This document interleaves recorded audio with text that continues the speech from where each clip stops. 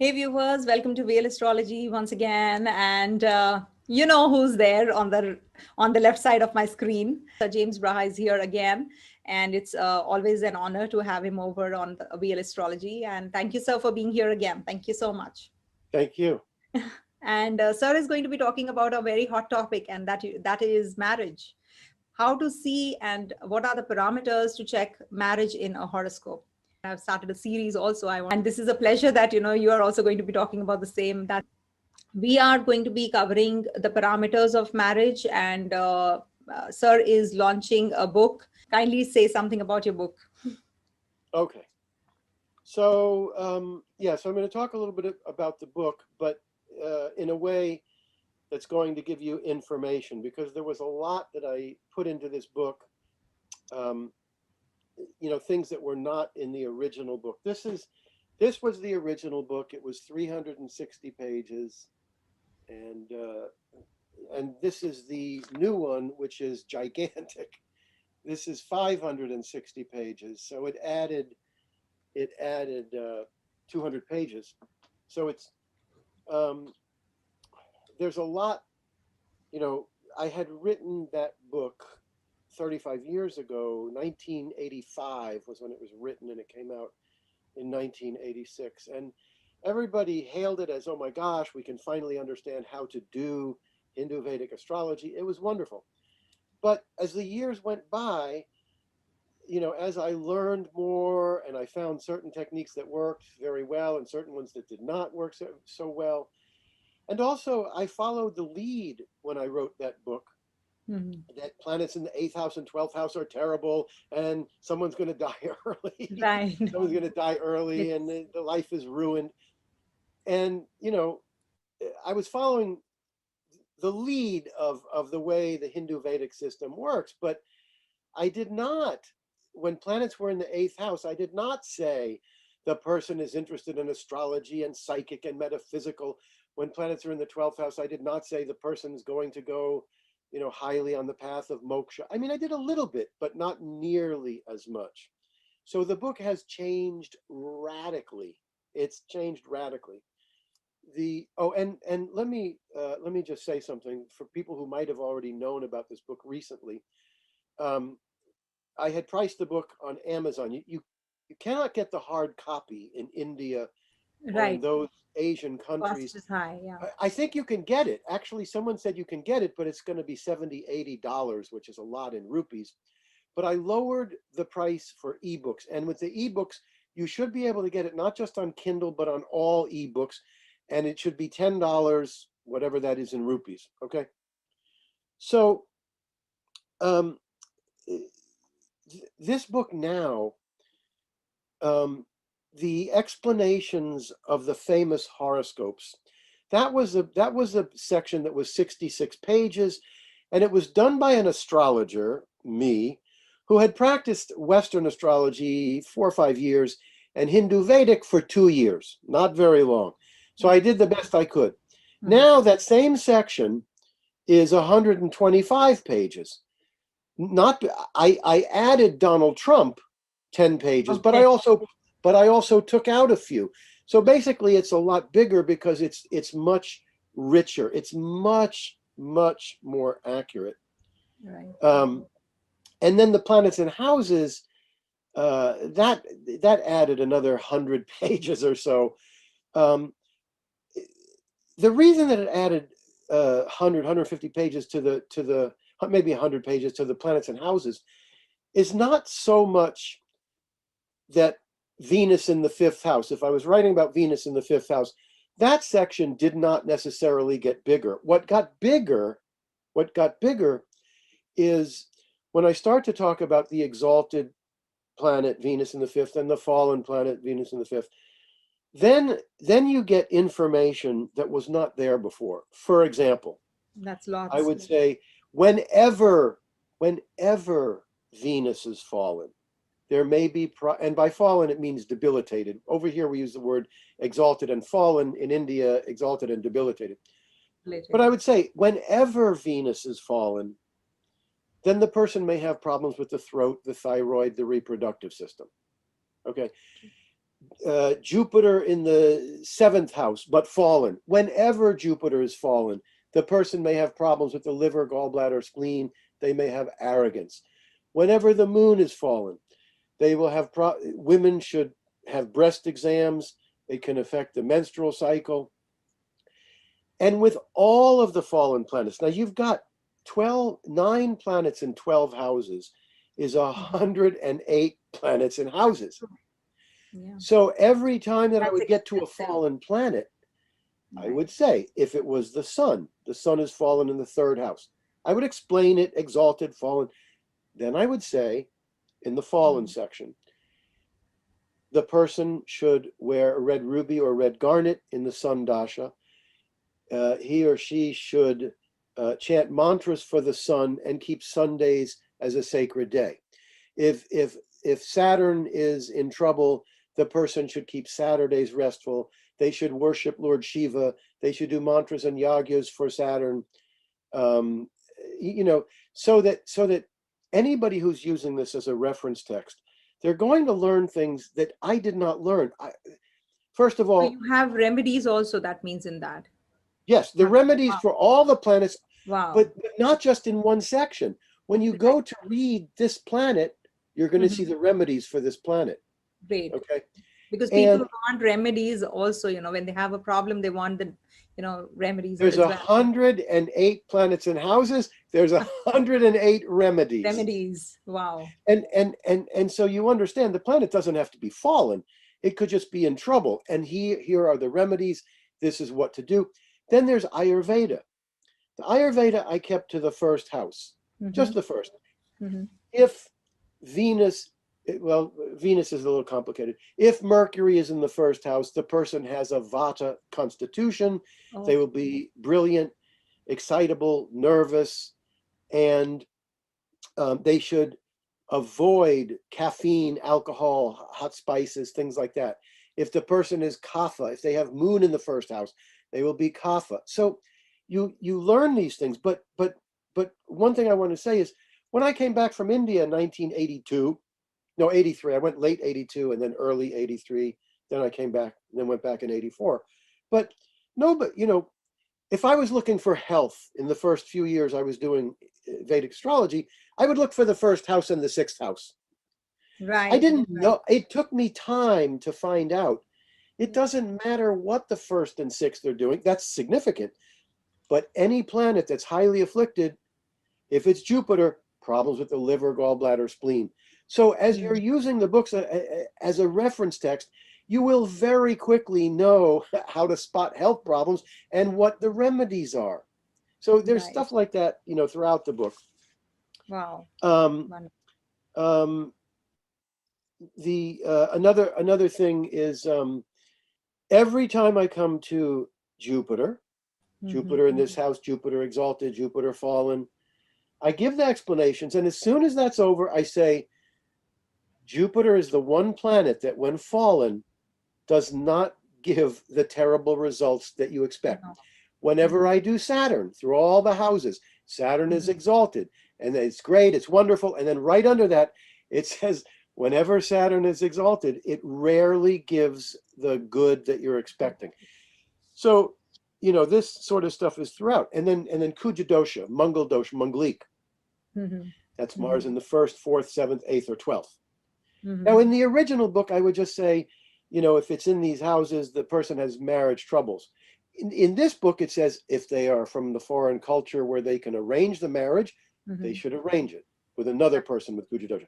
If they're in the Western culture, they should wait until the late 20s or early 30s. So that's in every time you read Mars in the 1st, 4th, 7th, 8th, or 12th, the explanation is there. That's so it just has a lot of extra material. And then going through the book, the planets and houses, there were lots of places with the planets and the houses where I said, well, this planet means this and the house means this, so it probably means this. Or, I'd see the other books, what they say. This time, I pulled out a lot of stuff that, after 35 years of practice, doesn't really pan out so well. And I add the things that I have found. I talk about my mentor Padya, who is in Bombay. He's still in Bombay. He's 80, still doing astrology.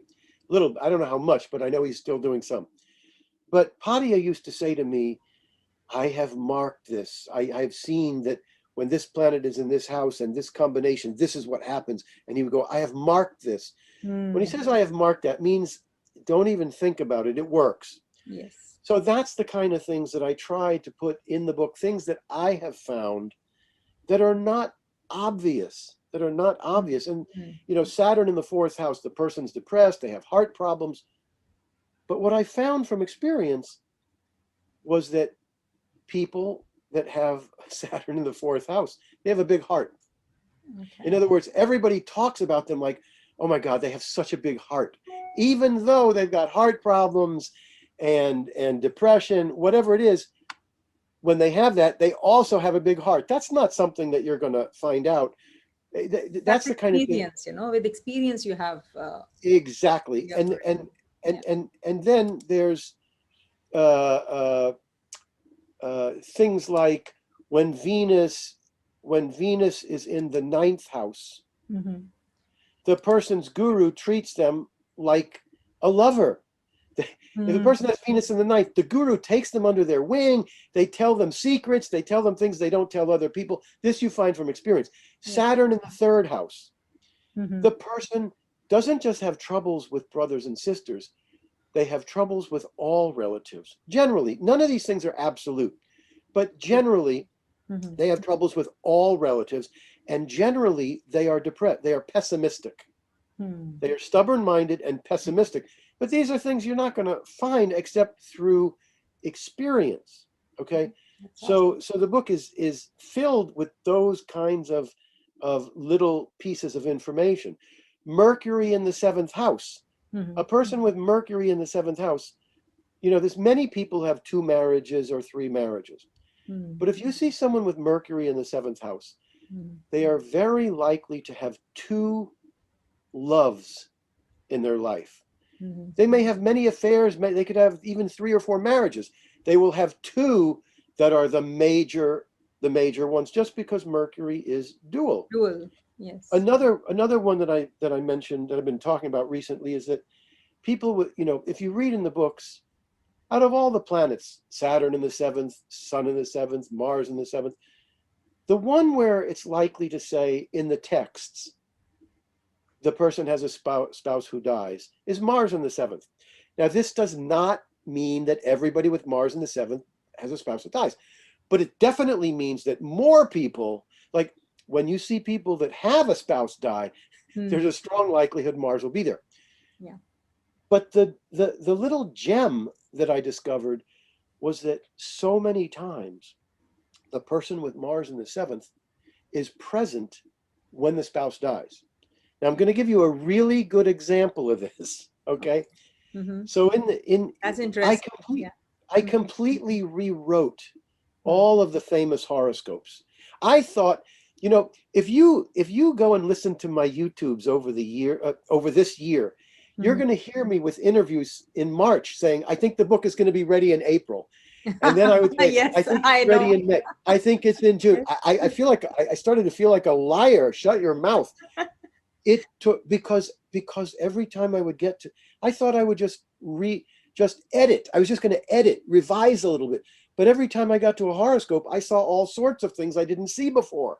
So everything expanded. So I'm doing the chart of Jackie Kennedy Onassis. Okay. And I see in the horoscope, in the natal horoscope, Rahu in the 7th, a powerful husband. I think it's aspected well, powerful husband. The 11th, the 7th ruler's in the 11th, meaning that the partner may be wealthy. Right. So this she had, right? Right. But she also had a spouse assassinated, sitting 1 foot away from her. Yes. Now, if you look at the Navamsha for her, the ascendant is Taurus. Okay. However, the birth time is not perfect. It's a 2:30 birth time. Okay. And it's from memory. Okay. So it's not, so in the Lois Rodden or Astrodynst data bank, which is the best data bank I've ever found, Lois Rodden or Astrodynst, it says it's from memory. Now, so it's 2:30. Whenever it's on the hour, half hour, you know it's not likely. Mm-hmm. Yeah. Mm-hmm. If you back it up, so with the Taurus ascendant in the Navamsha, there's no big problems. Back it up 10 minutes Right. to Aries. You Mm. have Mars in the seventh house in a bad sign, Libra. Libra. Mm-hmm. You have Sun in the seventh house, fallen, debilitated. Yes. You have the seventh house ruler, Venus, in the sixth house in Virgo. The seventh house is a complete disaster Disaster. with Mars in the seventh in a bad sign. So, those are the kind of things. Another thing is like Mahatma Gandhi. Mahatma Gandhi, now there is some disagreement about his birth time. And when I wrote this book, there was no disagreement about Lenin's birth time, Lyndon Johnson, President Johnson's birth time, and Mahatma Gandhi's. There was no disagreement. Now there's all kinds of disagreements. But the chart for me that works with Mahatma Gandhi is Libra. Now here's a man who had Mars, Venus in the first house, very tightly conjunct. Yes. I remember when I was with, I think it was Santanam, my first teacher. Yes. Yes. And he saw, I had a friend's horoscope. I had 25 horoscopes with me. There was a chart in there of a friend, and he had Venus, Mars in the first house. And he said, this man will be immoral. He will sleep with so many women. It was completely accurate. Mahatma Gandhi had Venus, Mars in the first house, which is an angular house. So it makes leadership. But he committed himself to celibacy. And it was very difficult. He tried and failed, tried and failed, tried and failed. And then he succeeded. How did this man with Venus, Mars in the first house achieve long-lasting celibacy? It's because the tight Venus-Mars conjunction is tightly aspected by Jupiter. Okay. Is tightly aspected by Jupiter. And Mercury is also in the mix. I think Mercury's in the first house. So the Venus-Mars is aspected by two benefics. So those are the kinds of things that I put in the book, things that you don't necessarily see. Another one was Francis Ford Coppola, the director of the Godfather movies. Very famous director. He had a son who died tragically at a young age, maybe 20 or something, in a boating accident. And it's not so obvious from the horoscope until you realize, and I don't think I realized when I wrote the first book, I don't think I realized that Coppola had Kalasarpa yoga. Okay. I had spoken about Kalasarpa from some other charts, but not that. So I'm looking at this like, oh my God, he's got Kalasarpa yoga. Kalasarpa yoga, he's got Ketu in the fifth house. Oh, okay. Okay, Rahu in the 11th. Now, Kalasarpa yoga, sometimes it makes these extreme problems. And when it does, not always, but 60 or 70% of the time, if it creates huge problems, 60 or 70% of the times, the problems occur in the houses where Rahu and Ketu sit. So Ketu's in the fifth. The fifth ruler, Mars, is in the first. That's a nice placement. However, Ketu is 19 degrees. If I remember correctly, Ketu is 19 degrees in the fifth house, and Mars is 19 degrees in the first house.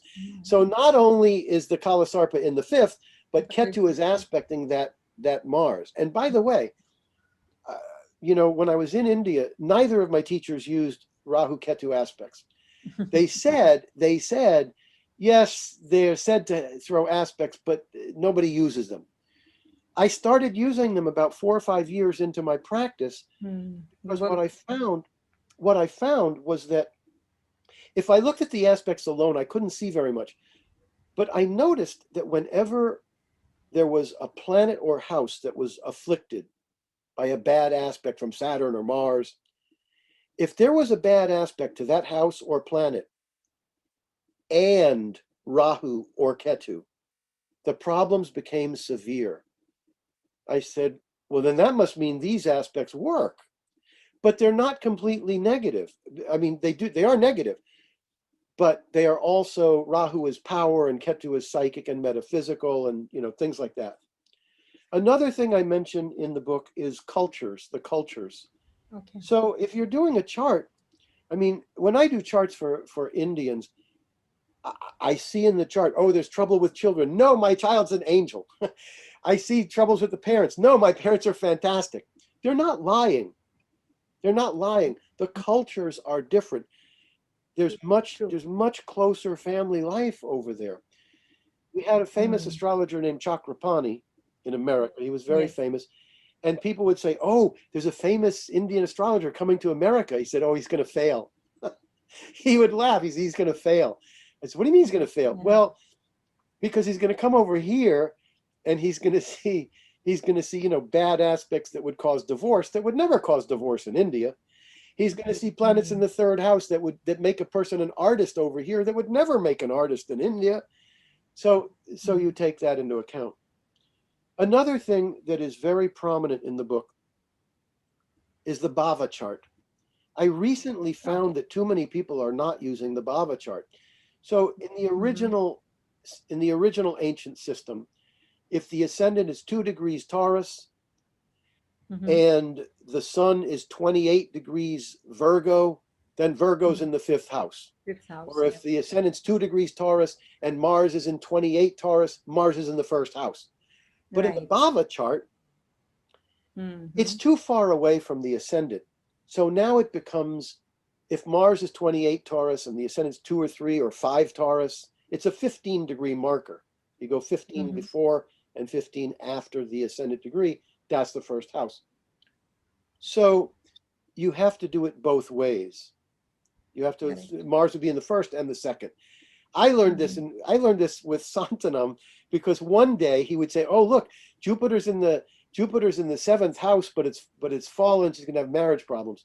A week later, he'd say, "Oh, look, Jupiter's in the 8th house. She might commit suicide." I go, "What?" I said, "I thought it's in the 7th house," and he go, "Yes, but still."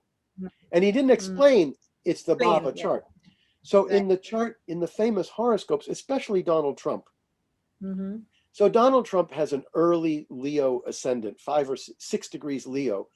And Rahu and Sun are in the Mm-hmm. 10th house, aspected by a full moon aspecting Taurus.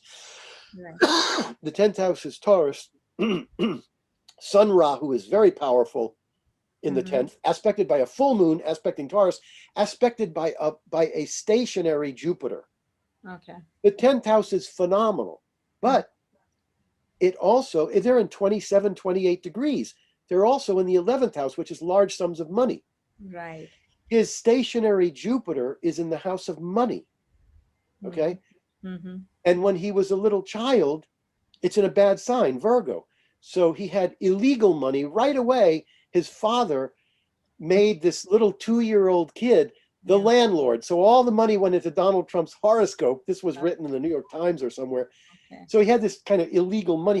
By the time he was 5 or 7, he was like a millionaire. Millionaire Yeah, already. but it was illegal. It was Yeah. corrupted money. Mm-hmm. However, if you take the Jupiter, which is in a late degree, Mm-hmm. now it goes to the 3rd house. The Okay. 3rd house is the arts, music, dance, and drama. Right. And his moon in the 4th house is in a late degree. It moves to the 5th house. So Mm-hmm. this is a guy who was on a television show for 10 years and made hundreds of millions of dollars. Mm-hmm. So the Bava chart, it comes into the analysis of many of these horoscopes. Yes. And so people that are reading this book, you have to read the section on famous horoscope. You have to read it 3, 4, 5 times because every Definitely. time Right. every time you read it, you're going to see something different. Different. Mm-hmm. Mm-hmm. So it's this book is I had no idea I'd spend a year on it. And my wife, I was frustrated. I started writing 2 years ago, updating all my books, Yeah, I know.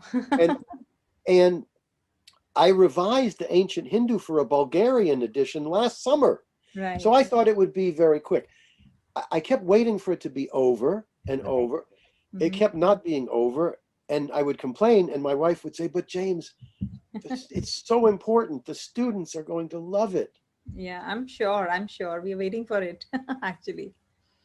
So we can grab the copy on Amazon. I think the ebook that's available there. The ebook should be available Mm-hmm. on any ebook platform. Should be, Okay. Okay. but Okay. definitely Kindle for sure, and it should be on the others too. The Mm-hmm. actual book, I'm told that the actual book can be bought, but it's just costly. Yes, the Okay. hard copy is Yeah. going to be, yeah. The hard copies are available United States, United Kingdom, Canada, France, Italy, and Japan. Great. After that, it's mostly the ebook. Yeah, the dispatching charges are pretty high. No, no issues. People will grab their copies, if they want to read it. Ebooks are also friendly, these days people opt for that as well. Yeah. Perfect. You know, it would be really helpful. I realize this. Everybody writes their books when they're 30 and 35 and 40 to gain fame. They Mm-hmm. should be writing these kind of books in their 60s.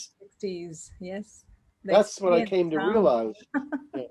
You yourself took so long. Last time when you had been over on the channel, you said that it's going to come out soon. And it's been, I think, 6 months already. So yeah, I I know had I you were had not no idea. aware. It kept it. The thing is, every time I would look at something, I said, "Oh, I can make this better. Oh, Yes, I can make this yes, better." I'm glad that I waited. yes, yes. This is the right time actually to launch the book. Yes, great. We are lucky. We are lucky. We'll be obviously. I'm going to be picking that up for sure. I'm going to be blocking that first. And The preface of this book is 12 pages. okay, I suggest, seriously, I suggest reading the read. preface at least Mhm. twice. The Sure. preface is very, very important. It talks about so many issues. Oh, really? Okay. And the other thing I want to say is that what I got out of this Mm-hmm. after I was done writing it, I came to realize that everybody has to find their own way. The Mm, reason for this is because I am always looking for the truth and the practical, not the philosophical. So right. I'm writing, this is how it really works. This is how it really works. This is how it really works. Mm-hmm. And then I say, but you can't use 6 charts. You can't use the natal and then the Navamsha as a natal, and then the Bhava, and then the Chandra Lagna, and then the Aruda Lagna, and then the Karakamsha. Now, if you have 6 charts, you can find anything you want. So Mm-hmm. I advise against that. However, there are astrologers that will use 6 charts and they will use them psychically and they'll use them properly. So I do astrology the way I do, but everybody must find their own way. I give you everything I can find to work. And this is interesting. Somebody just contacted my teacher Padia to get a reading, Oh, is and it? he's Indian, and he emailed me and he said, "My God, he's so practical and down to earth and unpretentious." Which I said, "That's why I chose him." I was in the room with 8 astrologers in India, Mm-hmm. and I said, "That's the guy I want, down to earth." For me, Yeah. I wasn't interested in the philosophical or the scriptures. Mm-hmm. So that's great. We are going to be we are looking forward to it definitely, and I'm sure it's a consolidated package that you have launched, and it's going to help the beginners also a lot. But when I'm you sure when you get if you buy the book, watch out. It's huge. It has it large has a lot of material. I'm sure. and large print, and it's huge and it's heavy. Wow. I didn't know. I didn't really, But it's till so I got. satisfying, sir, isn't it? For you yourself, you must have, because you have put your heart and soul into it. You have your experience, so it's like, you've put everything into it, whatever you Yeah, have learned, whatever you yeah, have experienced. So that's something yeah, which, it's like serving on the platter.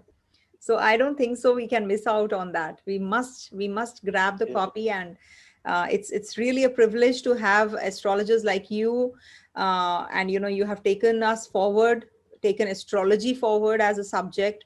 We're really grateful. I always say, there are a couple of names, we must, thank them: Dr. Ken Rao, you, and Mm, there are a couple of other names, who have actually, yeah, really contributed, like, yeah. exponentially. They've Yes, really. yeah, yeah, yeah, yeah. So I I really have am a, thankful. I'm I born in have this a, era. I have a letter in my scrapbook from Robert Hand, who is the Western world's foremost scholar. Yes. And I happened to find that letter, and he wrote, he had read the book, and he said, I want to write a little bit of information you can use as a blurb, how good the book is. Okay. And he's my hero. He has always been my hero. And we all must actually not confine us to the books. We must keep on exploring. We must keep on learning and, implementing and bringing new things.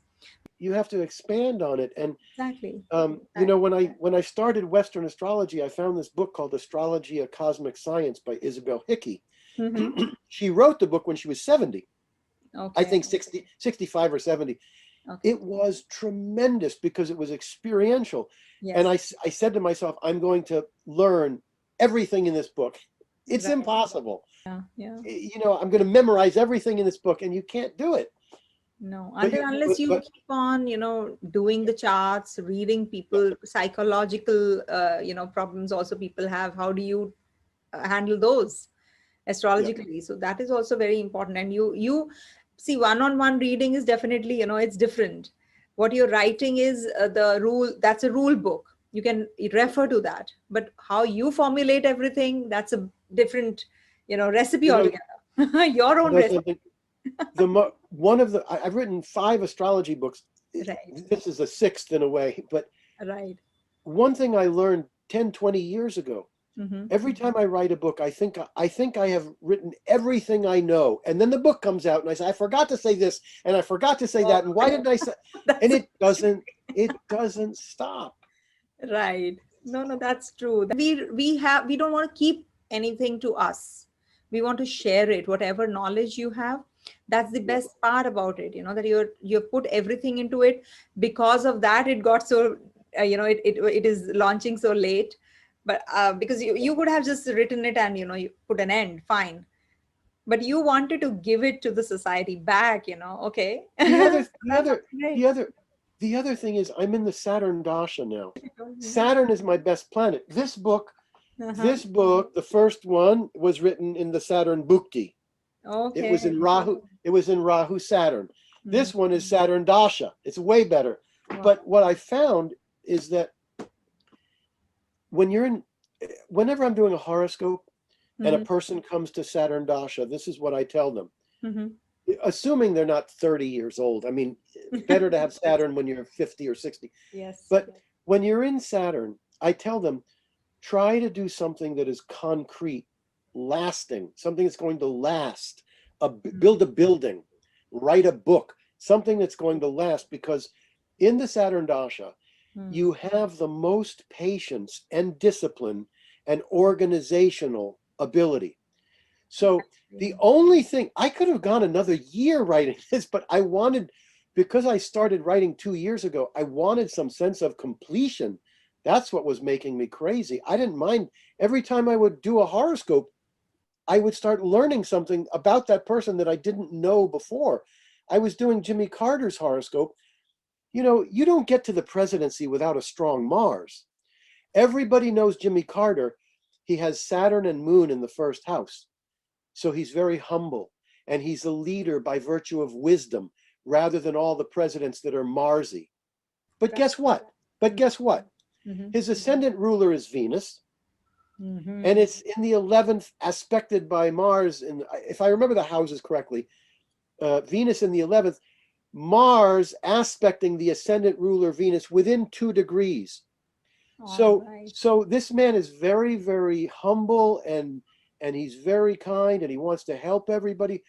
You don't get to the presidency without being Marsy. And I say in the explanation, I say the key to understanding Jimmy Carter is 2 planets, Saturn and Mars. They are monstrously strong. I had the discipline to sit and do this.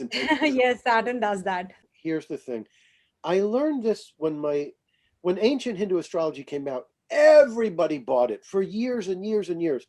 Right. When I came out with the art and practice of ancient Hindu astrology, that particular book, the people that got it, they loved it, but very few, it sold much, much less. And I thought about it, I said, how can this book that is so much better. Mm-hmm. And then I realized not everybody, not everybody should be able to do this. Right. So, you know, I was talking to a friend who translates scriptures, Mm-hmm. and I said, why are some of the scriptures so bad in Right. terms of the explanations? There, some of them are just terrible. They make no sense. I Absolutely. think it's because the translations have gotten, they go from Hindi, Sanskrit to Hindi to English. But he Ultimately. said it is possible that the sages did not want the real truth to come to everybody. Only the people that deserve it should get Yes. it. So it doesn't matter, sells a lot, doesn't sell a lot. Believe me, I never did astrology for money. Never. No, it's yeah, that's why I said it's not because of money. I want Right. that it should the book should spread the knowledge, that Right. you have imparted through this book. So But that's my view. It's not about as money. long as it gets into the right hands, Absolutely, absolutely. they will then spread it to their students. It doesn't need, this was, I have to tell you, in the original book, there's a warning, and I kept it in this one. And it's Mm-hmm, a warning that if you know how to do this, you're mm-hmm. going to foretell people's lives, and you're going to see deaths, and you're going to see all sorts of things. And Absolutely you need to be able to handle that. true. And No, no, it's not so easy. everybody is. It's not everybody's cup of tea. First of all, and if they are not taking it seriously, it's not worth it. Actually, it's not worth grabbing this copy. Then it's better Yeah. that you don't. It's just for the people that are serious. Serious, yes. And you did it in Saturn, so Saturn is serious as it is. So we must understand that we have to be very serious if we are reading this book. And you have put your, sweat and blood into it. So definitely, it must be really good, I'm sure. I have to tell you something. Sure. The difference, you know, in India, people know how to be disciples, they know how to be students. Yes. In the West, Mm-hmm. practicing astrology is not always easy. No. They don't have any You have to have necessary. that cultural background, actually, that I paid tradition. my money, now give me the reading. You know, it reminds me of a very funny story. Mm-hmm. You know, when I got to India, I went to see Ghanshyam Joshi. The tourist agency gave me his name. I went to see him. There were 8 astrologers in the room. Mm-hmm. Padia took my chart, looked at it, says, you got married at 21 or 23. I Uh-huh. said, that's the guy I want for my teacher. Okay. He said, so he said, it'll be too difficult for you to come to my place. So I'll come to yours, right? Mm-hmm. Padia taught me at 9 o'clock at night until 11. Mm-hmm. That's how he was so busy. But he came 9 o'clock to 11 at my hotel. The first night he got there, I had only been there, it was my second day. The first day there, I found my teacher. The second day, I was waiting for him to come to my hotel room. Mm-hmm. It was 9 o'clock at night. I was asleep. Mm-hmm. And I hear, I think there's someone here to see you. Okay. I got up. Uh-huh. I was mortified. I said, I'm so sorry. I fell asleep. I'm so sorry. Mm-hmm. And he said to me, when you are coming from halfway around the world to learn this, I know that you're serious. You're serious. I was so relieved. I felt so I stupid. know. And then he said, and Yeah. then he said, I think you must deserve to get knowledge because I'm coming to you. Come, let's see. And he starts to look at the 9th house and he says, yes, the 9th ruler is in the 5th house, aspected by Jupiter. You deserve to get Deserve knowledge. to learn. Yeah. Great. So the student was ready and the guru Yeah. appeared. Oh, big time. Lovely. Lovely. That's great.